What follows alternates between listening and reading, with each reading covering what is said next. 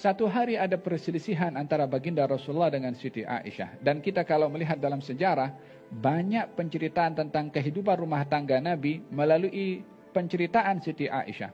Katanya diceritakan satu hari beliau ada masalah dengan baginda Rasulullah SAW sehingga terangkat suara di rumah Nabi.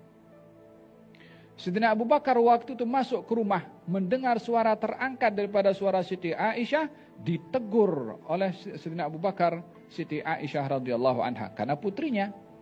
Kenapa kamu mengangkat suara di hadapan baginda Rasulullah?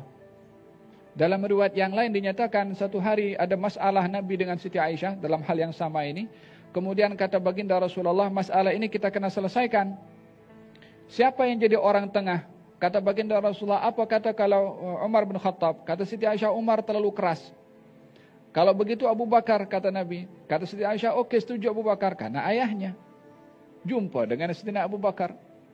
Ketika didudukkan di hadapan baginda Rasulullah dan diketengahkan masalahnya, kata baginda Rasulullah mengatakan kepada Siti Aisyah, siapa yang bercakap dulu nak cerita kepada Sayyidina Abu Bakar? Masalahnya ini, siapa yang nak cerita dulu? Saya ke atau kamu? Kata baginda Rasulullah. Kata Siti Aisyah mengatakan, kamu dulu cerita, tapi cakap yang betul. Masa Siti Aisyah berbicara begitu, Sayyidina Abu Bakar sudah tidak dapat mengawal emosinya. Terus dia bangun nak pukul kepada Siti Aisyah karena mengatakan kepada baginda Rasulullah, jangan bercakap kecuali yang betul. Kata Sayyidina Abu Bakar, bila dia cakap tak betul sehingga kamu suruh dia cakap yang betul. Masa Sayyidina Abu Bakar marah, Siti Aisyah sembunyi di belakang Nabi SAW. Tadi marah, sekarang bersembunyi di belakang baginda Rasulullah SAW. Pada akhirnya Sayyidina Abu Bakar pun karena marah dia keluar. Kemudian kata baginda Rasulullah, panggil kepada Siti Aisyah, sedang marah. Dan Nabi tidak pernah menyimpan marah sampai berhari-hari. Katanya baginda Rasulullah memanggil kepada Siti Aisyah. Dalam hadis dinyatakan, wahai Aisyah, bukankah aku ini sudah menjadi penghalang kamu dengan ayah kamu, dan sehingga ayah kamu marah kepada kamu?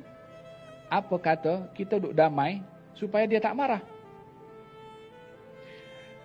Fasta'dzana Abu Bakrin, maka meminta balik Sayyidina Abu Bakar untuk datang.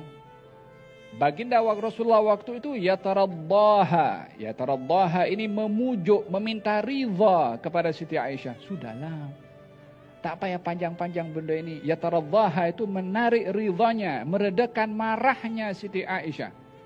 Dan ini perlu daripada seorang untuk memiliki sikap kekuatan untuk memujuk semata-mata untuk meraih kebaikan. Dan jangan merasa kita hina karena memujuk. Dan jangan kita merasa hebat bila mana berpegang kepada prinsip yang salah. Bukan mengalah itu adalah hina. Dan bukan berpegang kepada prinsip